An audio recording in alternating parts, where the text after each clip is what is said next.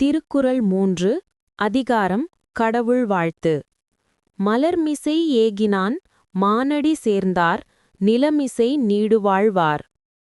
மலரின் மீது மெதுவாக விழும் மழைத்துளி மலரை துன்பப்படுத்தாமல் அதை இன்னும் அழகாக்கும்.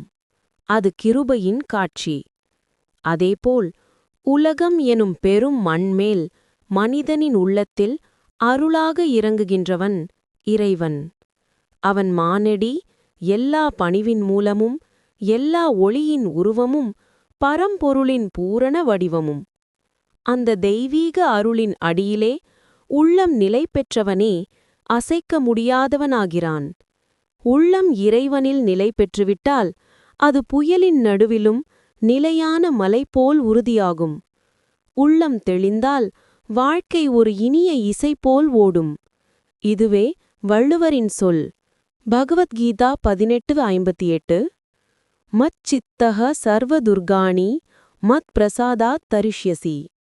பொருள்: உன் மனம் என்னிடமே நிலை பெற்றால் என்னுடைய அருளால் எல்லா துன்பங்களையும் நீ கடந்து விடுவாய். இங்கே கிருஷ்ணர் சொல்லுவது, வாழ்க்கையின் நன்மைகள் மனிதரின் வலிமையிலிருந்து வருவதில்லை. அவை இறைவனிடம் மனம் இணைந்ததிலிருந்தே பிறக்கின்றன. அவனது அருள் கடக்க முடியாத துன்பங்களை தாண்ட வைத்துவிடும். அவன் தரும் மனத்தெளிவு வாழ்க்கையின் ஒவ்வொரு அலைக்குமே ஒரு உயர்ந்த அர்த்தம் தருகிறது. இது வள்ளுவரின் நீடுவாழ்வு என்ற ஆன்ம உயர்வுடன் முழுமையாக ஒத்தது.